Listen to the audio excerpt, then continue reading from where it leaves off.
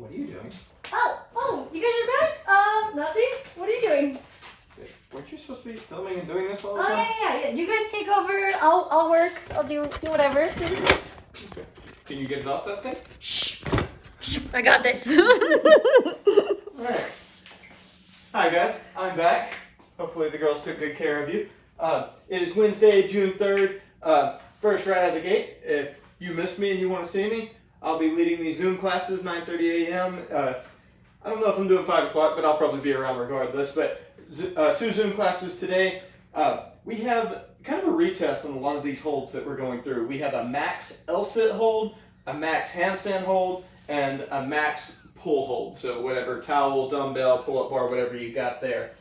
2 to 3 rounds, and I don't want you to think of them as rounds, but more attempts. So you're going to get 30 to 60 seconds rest between each of the movements. We want you guys to hit these, hit them hard, and get into a position where you're not just falling down immediately. So these should be tough, but we want you guys to find some level that you can maintain and at least get some time under pressure in that. So we brought the other boss in. We got Chase with us today. We are going to just talk different options for this. So we set up a couple of chairs here for the L-sit hold. And right out of the gate, it's just holding that core tight. So we're going to start with a bent knee hold. So he's just going to support himself on the chairs, hold the knees straight up, and just keep that angle close like he was balancing something on his thighs. If he wants something a little harder, we can start going single leg hold, where one knee will be bent and the other leg will be straight out. And he can switch those as needed. So if one side gets too tough, then he can go to the other. And you can tell by the vibrations it gets tough quick. So we can pull him out of that, because this is the hard one. The true L-sit hold is supporting yourself, legs as straight as you can get, toes pointed straight out. We'll make you hold it for 5, 4, 3, 2, 1. Good. So all of that stuff, supporting, can be done on any 2 level supports. Normally we would do them on parallettes or rings, but find something. These are just normal chairs. At any point that you want to play with the single leg, you can also do it on the floor where you just sit straight up and you kind of make a tripod from both your hands and one foot, just holding one leg up at a time. That is also a perfectly fine option. Just know it's going to be a little extra spicy on your shoulders. So, L-sit hold, rest 30 seconds to a minute, and then we go into handstand hold. And this is one where we get a lot of different levels in there. So, we'll kind of work from the bottom up on this. The pike handstand hold, this can be done on the floor, or if you have these chairs set up, this is probably going to be where your most beneficial position. So he puts his head through his arms, trying to get hips over shoulder, and then if he wants a little more pressure from there, he just has to lift one leg up just to get that shoulder stimulus working. So we can pull him up out of that. That is the pike hold up on a chair. Now we've done a lot of the pike push-ups where we shoot our butt in the air. If you want to hold that pike plank position for this, that's fine too. But try to find something you can put your feet on to really try to get that inversion.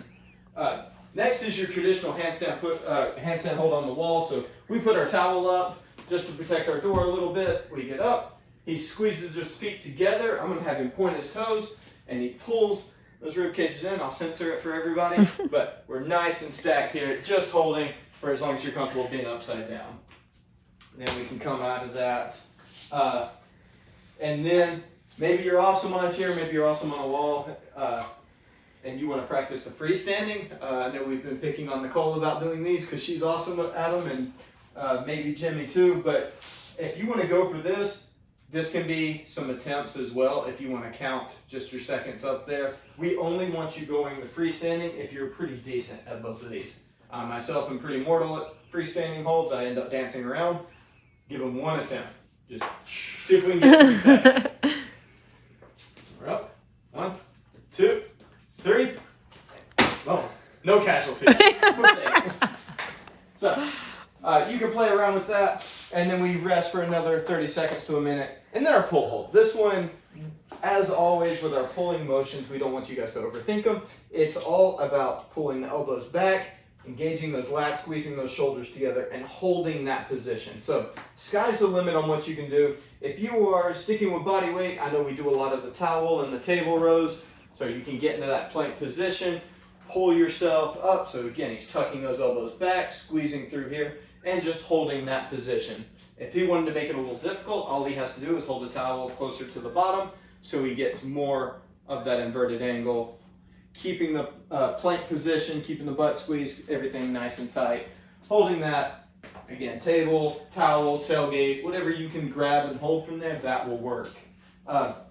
If you are just using weights and you don't have anything to grab, you can grab your dumbbell or kettlebell, something like that. Find that hinged position, trying to get the back parallel to the ground, and then same position, tucking the elbows back, squeezing the shoulders, holding right there. Still going to get a little grip work, but holding that position, we don't want you guys having to arch and pull your chest up. So try to fight to keep this nice and flat the whole time. And then the last one, that for those of you with the benefit of a pull-up bar, you can also do a chin over bar hold, just grabbing from your pull-up bar, holding tight, and just maintaining that chin over, making sure you have the head clearance, of course. All right, so that's that. We're going to take your best score from all three of them. So your longest L sit, your longest handstand hold, and your longest pull hold. You get 2 or 3 attempts or rounds to do it. So if the first one's kind of a warm-up and you want to get it on round 2, go for it. Warm up adequately for this.